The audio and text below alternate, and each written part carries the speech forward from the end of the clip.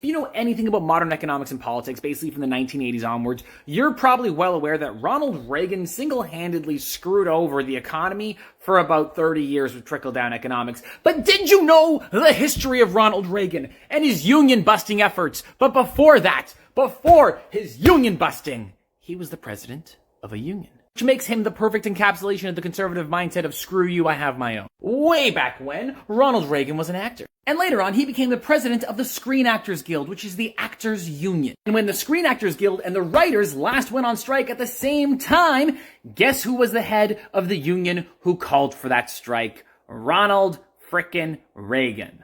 And then later as president, Ronald Reagan decided to become one of the most anti-union presidents of all time, because when the air traffic controllers went on strike, he literally just fired every air traffic controller in the country and banned them from working in the public service, leading to the next 30 plus years of union-busting activity in the United States and abroad. Reagan was also responsible for Reaganomics, or trickle-down economics, which was the idea that if you cut taxes for the rich and give the rich more money, it'll trickle down to the poor people, which doesn't happen.